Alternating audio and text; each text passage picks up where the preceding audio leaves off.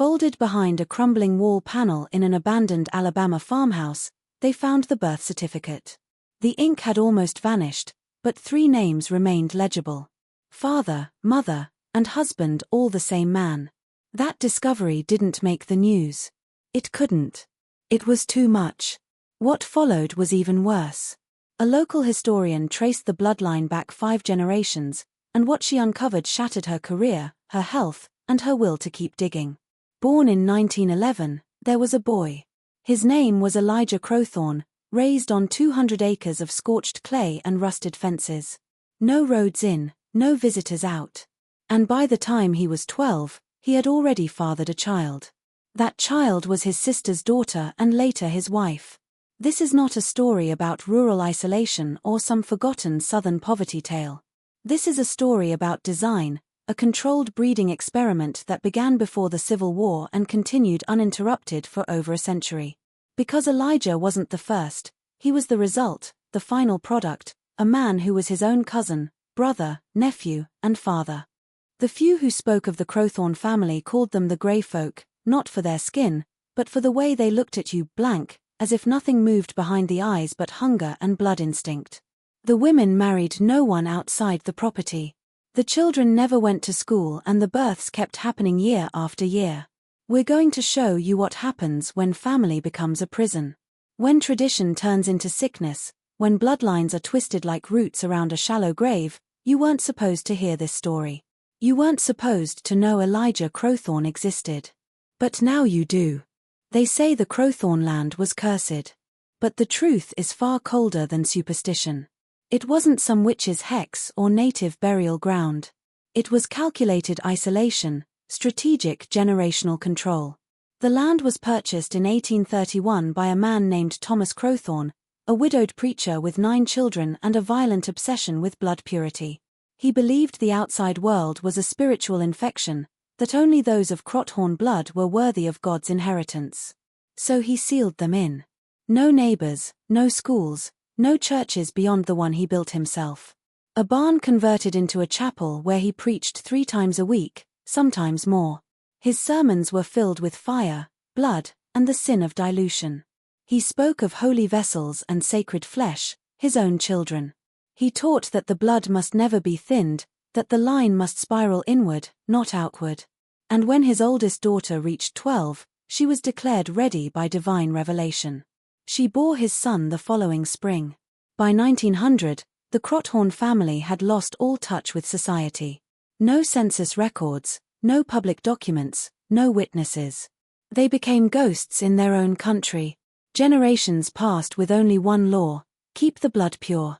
Children raised by mothers who were also their aunts. Wives who were nieces and sisters. But Elijah, he was different. The others were quiet, dull, obedient. He was sharp, calculating, and cruel in a way the others hadn't been. Born in 1911 to a woman who had been impregnated by her father, his grandfather, brother, and uncle, Elijah learned early that pain was language.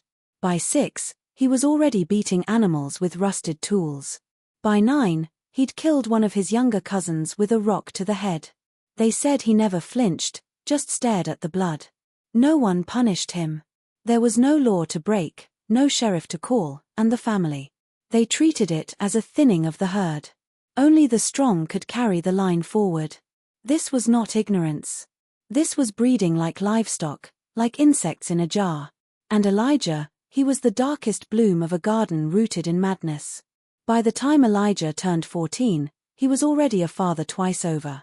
Both children were born to the same girl, Ruth, his half-sister, full cousin, and legal guardian after their mother drank lye and died screaming. Ruth was 17, her face was soft, her voice barely above a whisper, and her hands always trembling. Some said Elijah loved her, but they didn't know what love meant on that land. Love wasn't protection. It was possession. He called her mine more than he called her by name. And when she tried to run in the middle of the night barefoot and bleeding, he dragged her back by her hair, down a path made of bone-white stones, left her in the crawl space for 3 days with no light, no food, no water. The family said nothing, just kept on eating supper, just kept on praying. Ruth gave birth to 3 more of Elijah's children over the next 6 years. All of them weak. One died at 4 months, one never walked. The last was born without eyes. Elijah took that one into the woods, said nothing when he returned. No one asked. They just quietly marked another grave with a blank stone. Something had broken inside him. Or maybe it had always been broken, passed down like a cursed heirloom. But now the cracks were visible. He started hearing voices, not whispers, but commands telling him to fix the blood, saying it was tainted, that he had to purify what Thomas had started a century ago. He became obsessed with their family ledger. A book kept in a locked iron box beneath the floorboards of the barn. Every birth, every union, every sin. It read like a genetic maze. Names repeated, ages erased, genders switched when inconvenient. But Elijah read it like scripture. One winter night, after weeks of silence, Elijah emerged from the barn and announced he would marry his daughter Sarah. She was 12. When Ruth objected, he didn't speak. He simply stared at her for a long time, then left. That night, the barn caught fire. They never found Ruth's body. The family accepted it as God's will. Elijah said nothing, but he started wearing Ruth's wedding ring on a leather string around his neck. That was the moment the rest of them knew something old and evil had awakened, and it wore Elijah's face. Sarah never spoke again after the wedding. The family called it a holy silence, a sign of divine submission.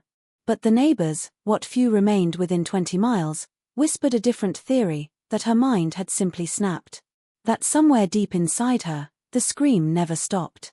There was no ceremony, no music, just Elijah standing at the pulpit in the ash-blackened barn, reciting verses from a leather-bound Bible rewritten in his own hand.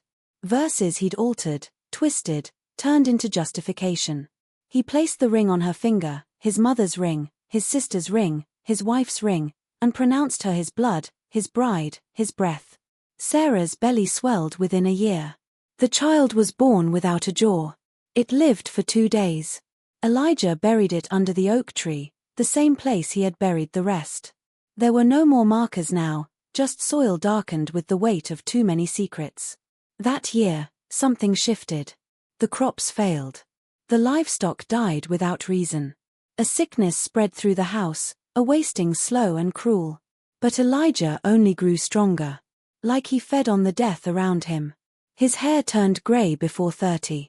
His eyes grew pale and he started preaching again, not just to the family, but to the woods, to the wind, to something no one else could see. He claimed he had visions of the original patriarch, Thomas, speaking to him through fire and bone, telling him that the family had drifted, that the line must be corrected, that there was new flesh to be made. So Elijah began choosing, deciding who could breed, who must remain pure, who needed to be removed. He sterilized his own niece with a hot iron blade, starved a cousin to death for confessing attraction to an outsider, and when one of the boys tried to leave, snuck off into the night, made it 3 mi before collapsing from hunger, Elijah nailed his feet to the floor of the bay, and left him to die. No one intervened. By now, the family no longer saw him as a man. He had become something more or less. He was a god to them, a god of rot, blood, and silence. If you're still watching, you're already braver than most. Tell us in the comments, what would you have done if this was your bloodline? It wasn't law enforcement that finally came. It wasn't child services or a federal raid. It was a storm. A black wall-mouthed thing that tore through the valley in the spring of 1947. Lightning struck the barn and the house in the same hour. Trees fell like they were pushed, and the creek that had always run dry suddenly surged, flooding the lower fields where the graves were hidden. Bones surfaced, tiny ones. That was when the state took notice. A surveyor found the remains. Skulls too small to be adult, jawbones shattered, ribs bundled in unnatural clusters. He reported it. Within a week, officials arrived. But the family was gone. The house was empty. No bodies, no signs of struggle, just silence. And on the wall of what had once been the master bedroom, words burned into the plaster, the line returns to the soil. They never found Elijah. They searched 6 counties. Searched caves, wells, burnt-out cellars. Nothing. Not a fingerprint, not a scrap of cloth, only stories. And those stories grew darker with every telling. Locals said the grey folk weren't gone, just underground, that Elijah had led them into the caves, the old limestone labyrinths beneath the hills, that he'd prepared them for years, dug chambers, stocked food, lit fires that never went out, and that once inside they sealed the exits. Some believe they're still down there breeding, feeding, dying, and returning. A closed loop of cursed flesh. Others claim Elijah was seen decades later walking the edge of the woods near Huntsville. Older, paler, but unmistakable. One park ranger swore he heard crying echo from a cave mouth in 1972. When he followed it in, he found a pile of children's shoes. Dozens, no prints, no bones, just shoes. He quit that same night. And then there are the families scattered now who carry the name Crowthorne in silence, who have no family photos, no history, just a box in the attic they never open. A ledger passed down, pages missing, names crossed out, bloodlines twisted like rope. Sometimes the truth doesn't disappear. It just sinks into the roots waiting to bloom again. Years passed and the story faded like a bruise beneath the skin of America. No headlines, no documentaries, just a few whispers in university archives and private letters no one wants to claim. But there was one man who couldn't let it go. In 1994, a genealogist named Daniel Herron started tracing obscure bloodlines for a private history project funded by a reclusive family in New England. He didn't expect to find anything unusual until he stumbled on a pattern that chilled him to his bones. Entire branches of a single southern lineage had no external connections, no marriages beyond their own surname. Every generation had interwoven names, overlapping birth years, and an unnatural cluster of congenital defects. At the center of the pattern was one name appearing again and again. E. Crowthorne, sometimes as a father, sometimes as a husband. Once, shockingly, as both. The further he dug, the more he realized he was not building a family tree. He was unraveling a noose. Daniel drove to Alabama, traced the original homestead using old land deeds. Found it overgrown, swallowed by vines and silence. But the barn was still there, collapsed on one side, blackened with age, but standing. And beneath the altar stone, he found it. A rusted box sealed shut with wire and tar. He pried it open. Inside, pages brittle and yellow. The family ledger. What he read was worse than folklore.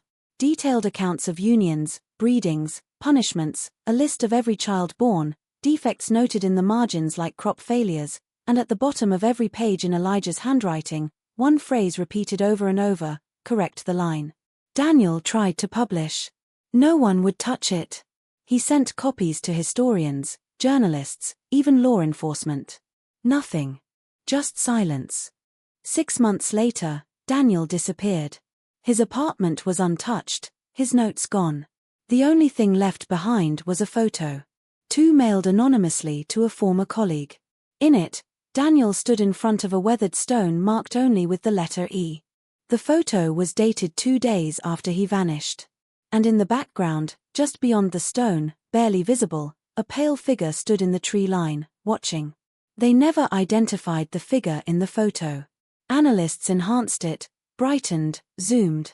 Still, the shape remained elusive, tall, thin, draped in something long and dark. But one thing stood out. The eyes, reflective, animal-like, the kind that don't glow from light, but from within. After Daniel vanished, those who had received his documents began to suffer strange misfortunes. One historian lost her hearing overnight. Another developed a neurological condition that stripped her of language.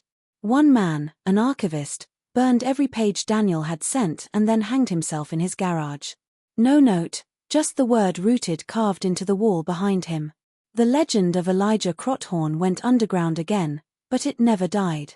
In small online corners, forums hidden from the surface web, people began posting fragments, photographs of ancient ledgers, audio recordings of distorted voices, genealogies with glaring black gaps, all pointing to one conclusion: the bloodline didn't vanish.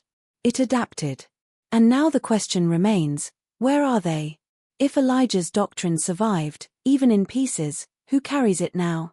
Whose children are born of that same twisted spiral? What families walk among us? Faces smiling, bloodlines snarled like knots behind the eyes. It's not hard to imagine in remote cabins, in cult compounds, in suburban homes where the curtains never open. The Crowthorne ideology, purity through collapse, closeness through cruelty, could still be breathing, whispered from father to daughter, taught through silence, pain, and lineage. You've passed men like this in grocery stores, women who never speak, children who never look up. You felt it in places that made your stomach turn for no reason, a chill that wasn't weather, a stare that lingered too long. That's the horror. Not that Elijah Crowthorne was a monster, but that he was a system, a design, a long and patient sickness disguised as family. And if you look back far enough into your own blood, if you peel away the names, the marriages, the migrations, you might find a gap, a missing year, a silent mother, a child born too soon to be explained. And you'll wonder just for a second, what if the line passed through you, too?